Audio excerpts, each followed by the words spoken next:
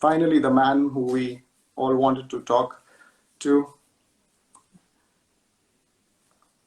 A few starting problems, but he's coming on. I've already managed to find him, and there he is. There he is, Louis. Hey. There he is. Okay. Louis, a Hey. bit louder. Let's all hear you. We can see you well. We Can you see well. me? Great. Oh, can see me. Okay, yes, wait. Yes, just perfect. wait. As you said, I'm no good at this. My first time. Okay. Well, it's the first time for most of us. This is not what we do. We are not media, and we are not people who sit behind a computer all day, right? Okay. Okay. Well, to all of you who've been waiting, my apologies again. We explained to Louis how this works, but it's the first time he's working all alone at home. There's a lockdown in Malaysia as well, and you know, finally he's got it all figured out. Oh, you're wearing gloves, Louis. All right.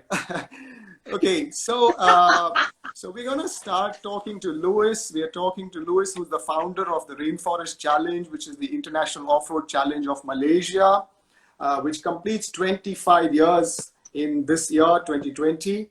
As you know, Cougar Motorsport is the organizer of the India chapter of the Rainforest Challenge. But welcome, Louis. Welcome, participants. So, we've received a few questions, Louis, of things people want to know. So I'm going to take them in sequence. You can decide how you want to answer them. The first question is, why did you choose off-road as a platform? What's the background? What's the interest in off-road?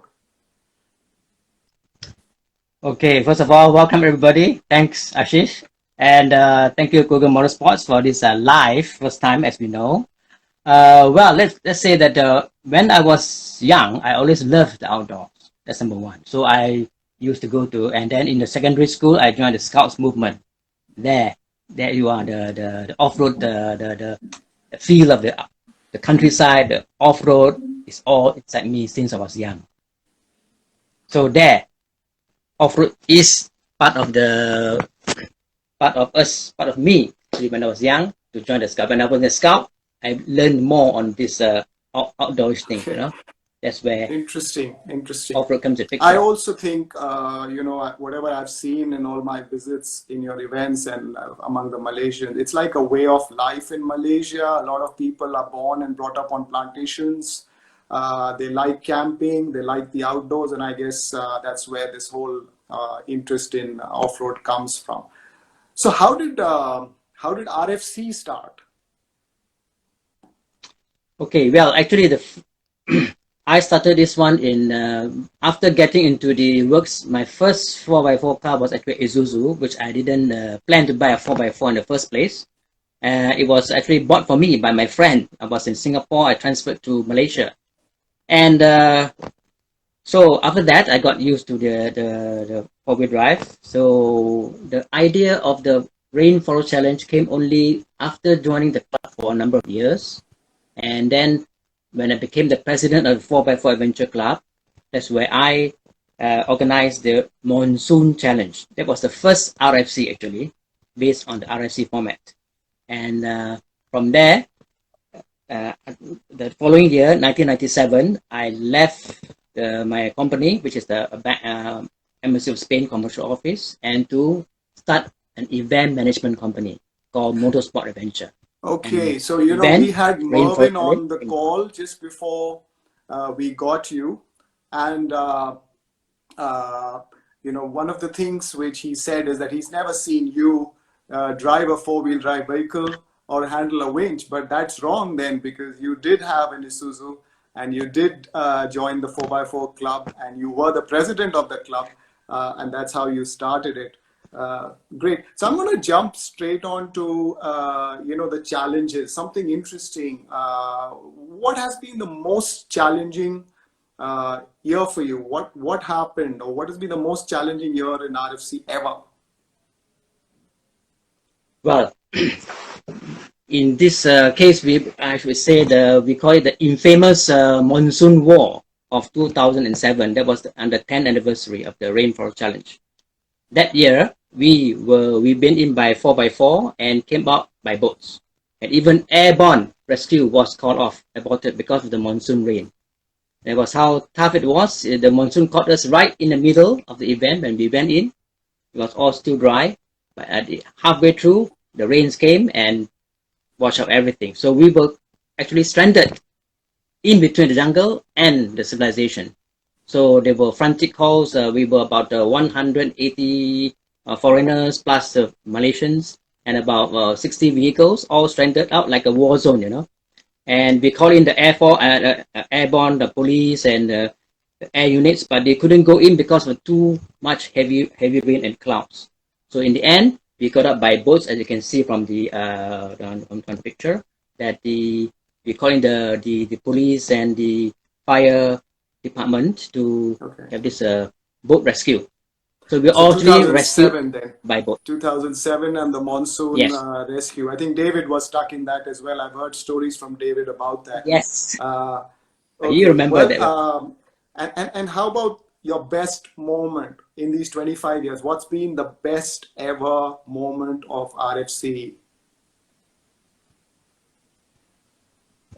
Yes, I think all the years have been very challenging, in fact. From the first year we started until this coming of age. But I think for us, for me and most of my team, I think for us to be recognized among the top 10 toughest motor racers in the world, it was in 2013. That's where got that recognition, and think that is, I think, we made it, you know, in the top 10. So we are very thankful for all our participants and officials who made it through with us for this award. Okay. So the most memorable moment is the 10 toughest motor sport events in the world. How about the win? How about the recognition at the Hall of Fame?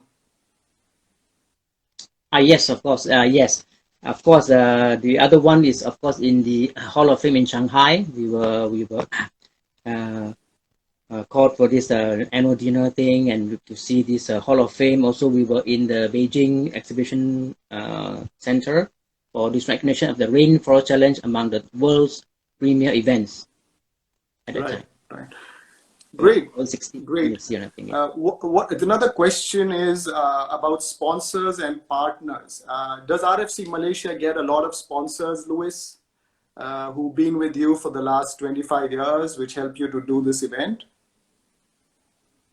I think for major sponsors, I think our first time we got started was with Dunlop Malaysia Industries in Malaysia. That one then followed by Cymax, which is the same group, and this stood on with us for the first half of the 25 years, you know, until 2004, and then we were on our own, tried to get the sponsor. But WARN has always been with us traditionally. ARB has been with us traditionally, and then lately came out with the later years came Petron Malaysia, a lubricant oil company.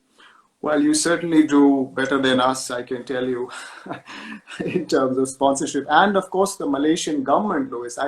I can't believe the kind of support you get from the Malaysian government. Every time I've been there, I've seen helicopters and police escorts and outriders, and just the whole country comes together to support you. That's just incredible. How do you pull that off? Yes, and that also because we align ourselves with the Ministry of Tourism in Malaysia, and that's where the promotion arm called Tourism Malaysia. That is the one that actually